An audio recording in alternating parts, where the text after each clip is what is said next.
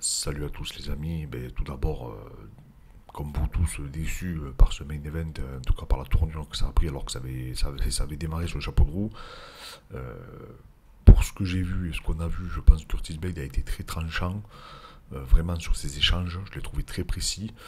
Mais bon, ça a pas duré assez longtemps pour se prononcer réellement. Mais en tout cas, je trouve qu'il y a eu une action, deux actions réellement qui m'ont plu et je voulais les analyser avec vous.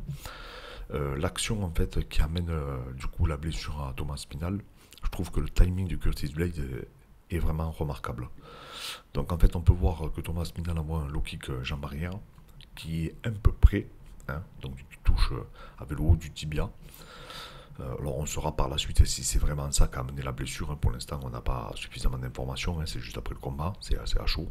Mais par contre le timing du Curtis Blade sur le direct bras arrière, en fait au moment où il envoie le low kick, je le recommande à chaque fois de le travailler, de le driller en club, c'est remarquable. Ensuite derrière il enchaîne sur un crochet bras avant, pareil, hein, donc le timing est vraiment la combinaison techniquement est quasiment parfaite. Donc il envoie le bras arrière sur le low kick au moment où Aspinal donc revient, il balance son crochet bras avant. On voit sa rotation de hanche en jambe avant, elle est parfaite. Il a remonté du coup son bras arrière pour se protéger. On voit vraiment au niveau biomécanique que Curtis Blade a vraiment une attitude qui est selon moi parfaite. Donc vraiment voilà, on voit Thomas Spinal malheureusement il pose le pied au sol. Alors pour l'instant, on n'a pas les informations réellement de ce qu'il a. Moi j'ai des pistes de réflexion, je vais vous les présenter après. Mais en tout cas, c'est clair que c'est peut-être une blessure qu'il a eue, qui est récurrente, hein, je ne sais pas, il s'expliquera après sur le sujet. Mais en tout cas, je trouve que cette action et ce contre de Curtis Blade était remarquable, surtout qu'il a touché en début de combat avec un petit crochet de gauche. Donc je pense que c'est quelque chose qu'il a drillé. Je vous avais dit qu'il ne fallait pas le sous-estimer debout. Et en tout cas, sur les premiers échanges, il était loin d'être ridicule. Et d'ailleurs, j'ai trouvé, comme je vous disais, un peu plus incisif. Mais en tout cas, voilà, je trouve que cette combinaison, et je vous la repasse, donc du coup, bon, il prend le low kick, il balance le bras arrière, et derrière, après, de suite après le bras arrière, hop, il se repositionne et il balance le crochet de gauche.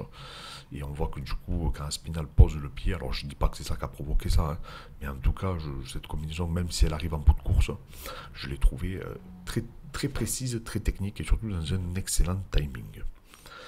Et ensuite, on voit après derrière Spinal, hein, qui pose du coup le genou au sol, fait le pied sur le sol, et qui se tient immédiatement le genou.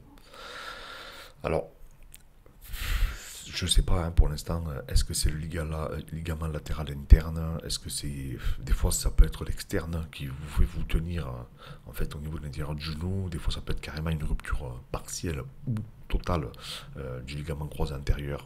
Euh, ou vraiment, peut-être même un traumatisme au niveau du péroné. Je ne sais pas pour l'instant.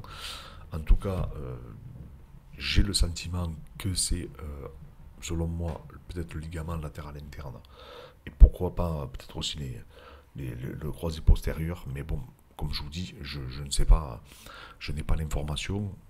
Je pense qu'après l'imagerie, on aura un peu plus d'informations. Mais en tout cas, voilà, ça a l'air.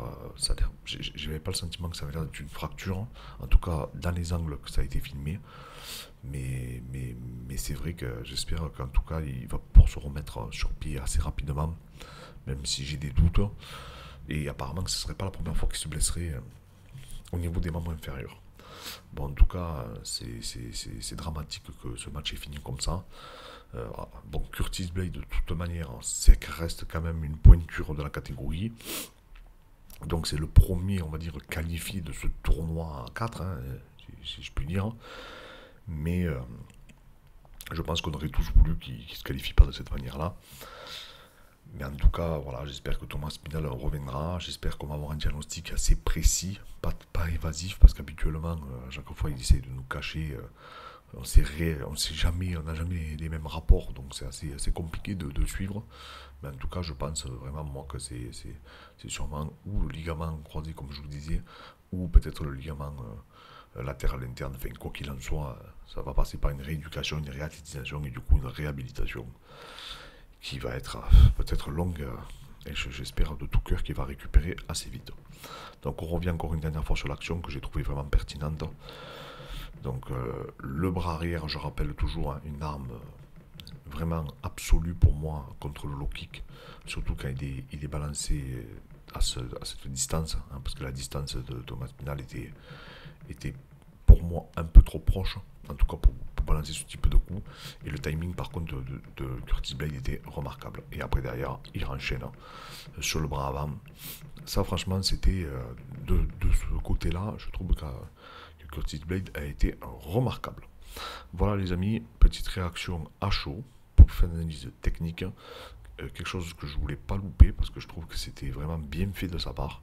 N'hésitez pas les amis à vous abonner, à mettre un commentaire aussi si vous avez noté des éléments que vous voulez qu'on analyse en particulier et on le fera avec grand plaisir. On vous remercie encore à tous pour la force que vous nous donnez et on vous dit à très bientôt.